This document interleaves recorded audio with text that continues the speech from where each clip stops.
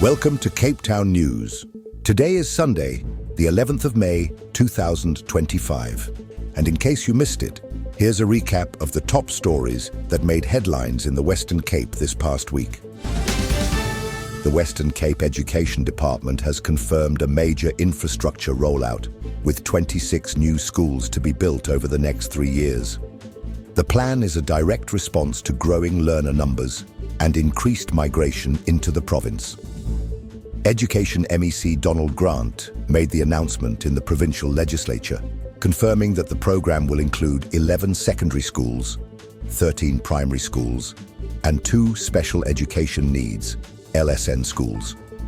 Locations range from Friedenberg on the west coast to Plettenberg Bay on the Garden Route.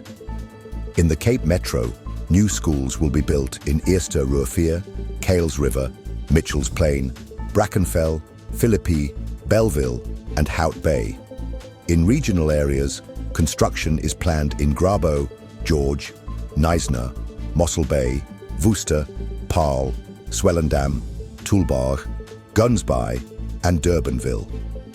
Grant highlighted Durbanville as an area with particularly sharp growth, but residents have raised concerns that the new Aktzig primary school may better serve Kryfontein than local families. With over 11,000 new enrollments in 2025 compared to 2011, Grant says this rollout is vital to ensure access to quality education across the province. Emergency crews were dispatched last night after a wildfire broke out near Lions Head, above Head Road on the Sea Point side. The fire started just after 7:15 p.m. and quickly raised concerns among local communities.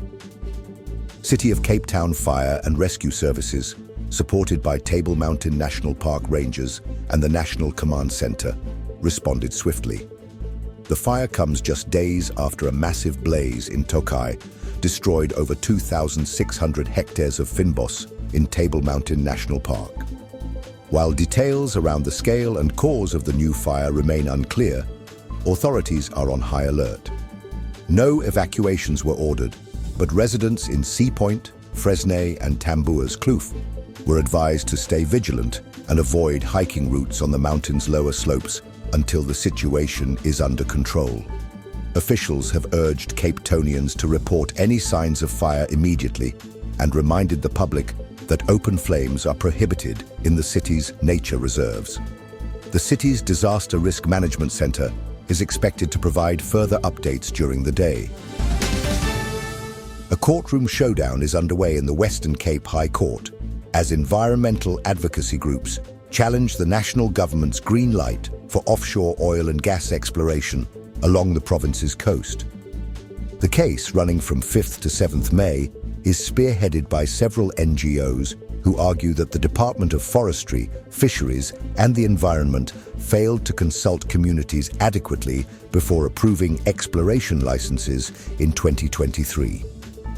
They warn of serious environmental threats to marine ecosystems and fishing communities.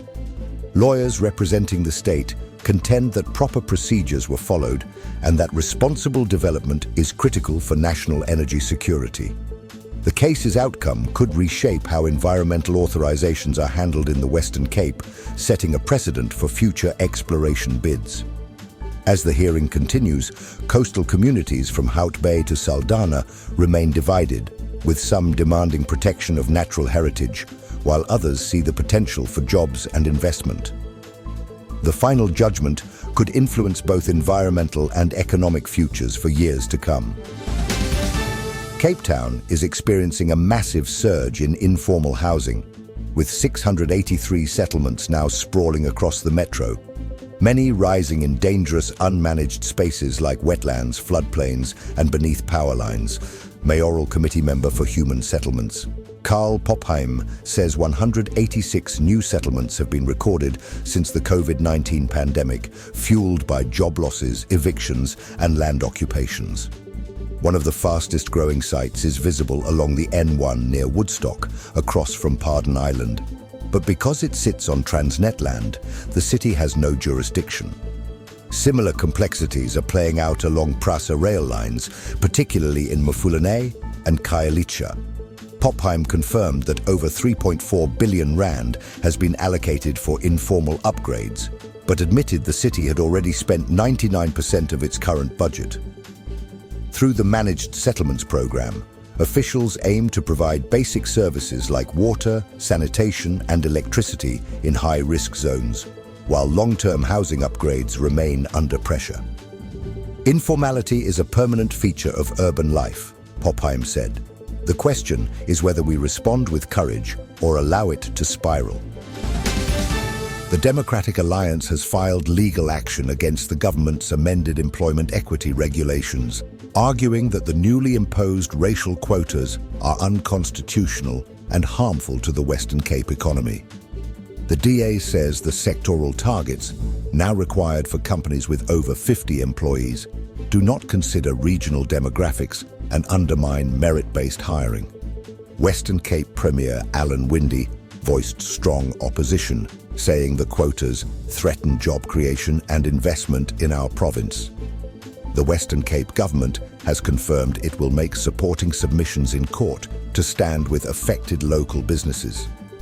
The Cape Chamber of Commerce has echoed these concerns, warning those rigid quotas could push skilled professionals out of the province or even out of the country. The DA's legal team is expected to argue that the quotas violate both the Constitution and principles of fair labour practice. National government, through the Department of Employment and Labour, has defended the changes, saying they're necessary to accelerate transformation and redress historical inequalities. However, critics argue that enforcement without provincial consultation could deepen divides rather than close them. The case is now headed to the Labour Court, where the outcome could have far-reaching consequences for workforce equity policies, not just in the Western Cape, but nationwide. A bomb threat at the Al-Azhar Masjid in District 6 on Sunday forced the evacuation of worshippers and prompted a full emergency response. Police and bomb disposal teams swept through the mosque after a threatening message was received, but found no device. Although no injuries occurred and the threat was confirmed as a hoax, the incident has rattled the local Muslim community. The mosque's leadership has urged worshippers to remain calm but vigilant. Security has since been increased around other places of worship across Cape Town. J.P. Smith, the city's MACO member for safety and security, condemned the incident as a malicious attempt to sow fear during a time of peace and prayer. He confirmed that nearby surveillance footage is under review and that SAPS has launched a full investigation to identify the suspect. The Muslim Judicial Council also weighed in, calling the act cowardly and unacceptable. They encouraged the public to report any suspicious activity and avoid spreading unverified information that could inflame tensions. With the mosque now cleared and services resumed, religious and civic leaders have united to emphasize peace and unity in the face of fear-mongering. Law enforcement has promised to prioritize the case and urged anyone with information to come forward. This week, the Western Cape government is hosting the prestigious Mediterranean Climate Action Partnership Annual Summit in Cape Town, uniting subnational governments from 5 continents. Regions with Mediterranean climates, including parts of Chile, Australia, the US, France, Italy, and Morocco, have come together with the Western Cape to confront the growing crisis of climate change. Premier Alan Winde welcomed the international delegates by stressing that climate change is not only an environmental issue, it is a fundamental challenge affecting health, food systems, economic stability, and security.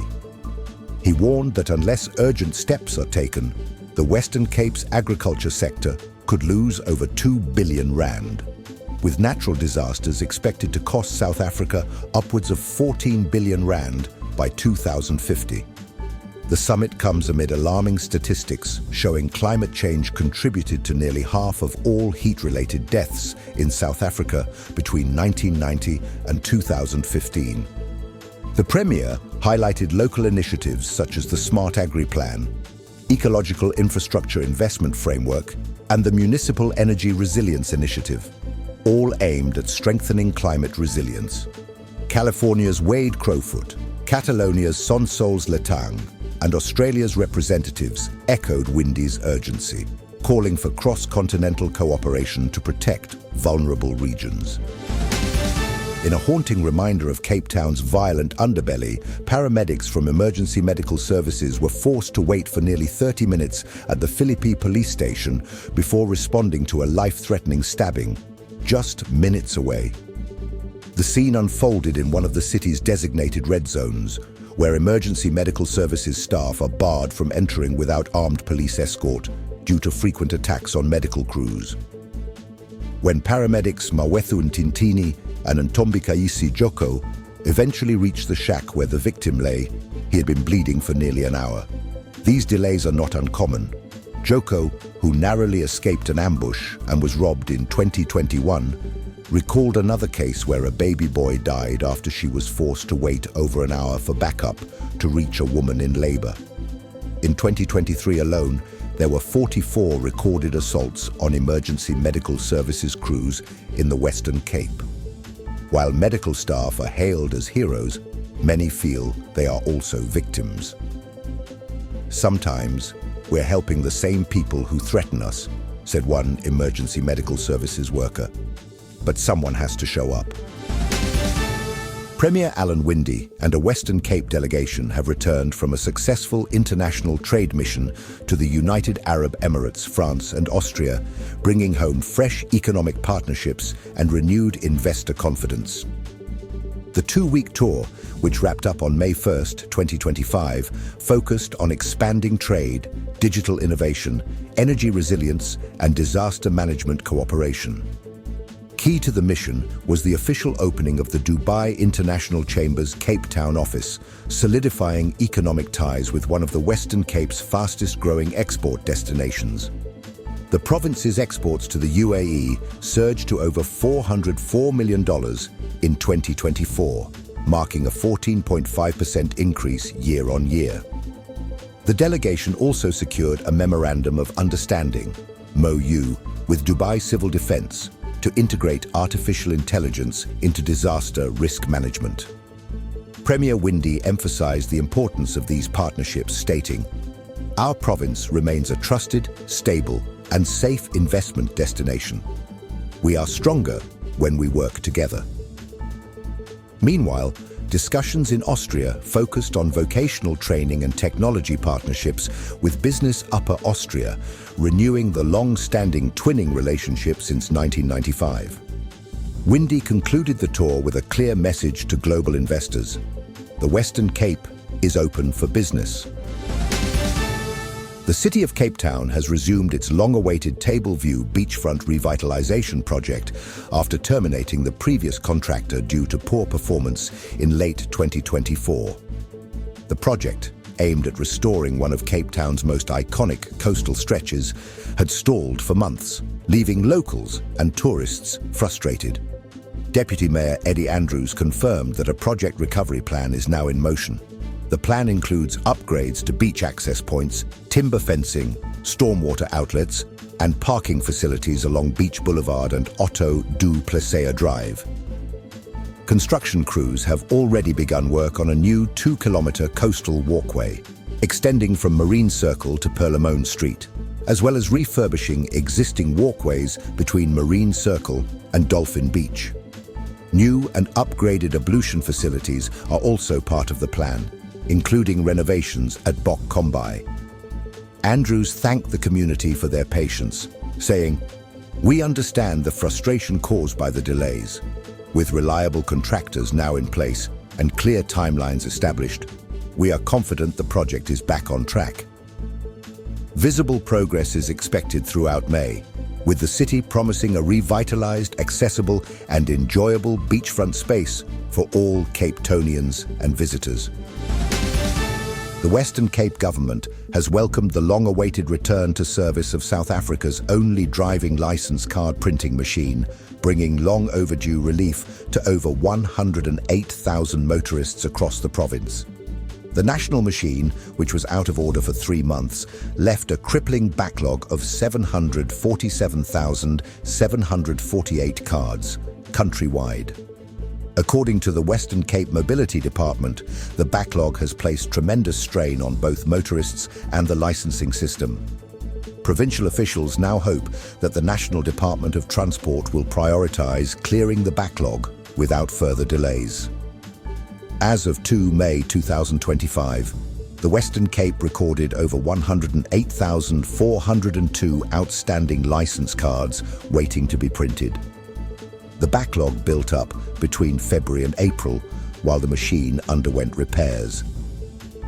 We trust that the National Department will move swiftly and efficiently to clear the backlog without any further issues, said Munira Ali, Head of Communication for the Western Cape Mobility Department. The Western Cape government reaffirmed its commitment to advocating for accountable, efficient service delivery, calling on the National Department to avoid any future disruptions that compromise road safety and public trust. While motorists have welcomed the restoration of printing services, provincial authorities will continue to monitor the rollout to ensure that Western Cape residents receive their outstanding cards as soon as possible. Families living in the cramped backyards of Parkwood, Cape Town, are still waiting for promised housing from the Greater Retreat Housing Project, first announced in 2018. Years of delays have left thousands in limbo, living in makeshift zinc and wood structures with poor access to basic services. Many residents, like Beverly Boyson, have been on the housing waiting list for over 15 years, enduring overcrowded conditions and unsafe environments. Parkwood Backyarders Association chairperson Dominique Boyson expressed frustration at the lack of updates, saying residents feel abandoned despite repeated promises and meetings with the City of Cape Town. City officials now claim progress is being made. Carl Popham, MACO member for Human Settlements, confirmed that qualifying families will soon be offered upgraded temporary relocation area structures with access to communal water and sanitation. Meanwhile, the Western Cape Department of Infrastructure says a developer will be appointed this financial year to begin constructing up to 4,500 homes as part of a mixed-use development in the area. Residents are urged to verify their details on the city's housing database to ensure eligibility for future housing allocations. While some signs of progress have emerged, Parkwood families continue to wait, holding on to the hope that real change is finally on the horizon. Looking ahead to tomorrow, Monday the 12th of May, Cape Town can expect mostly cloudy skies with temperatures reaching a high of 20 degrees Celsius and dropping to a low of 11 degrees. Winds will remain moderate, with no rain expected. Paarl will see partly sunny and pleasant conditions, with early morning temperatures of 8 degrees warming up to a comfortable 23 degrees by the afternoon. Stellenbosch can expect a partly sunny day, with temperatures peaking at 21 degrees and cooling to 10 degrees in the evening. Coastal areas will experience moderate ocean swells, suitable for experienced surfers. High tide is forecast for just before 3 a.m. and again at 3:22 p.m., while low tide is expected at 9:09 a.m. and 9:14 p.m. Beachgoers and small craft operators are advised to exercise caution throughout the day. With that, we conclude this week's leading stories, and now you know what's happening in your city. If you found this update helpful, subscribe and hit the notification bell so you never miss a story. We appreciate your support. Let us know your thoughts in the comments below. Until next time, stay safe, informed, and connected.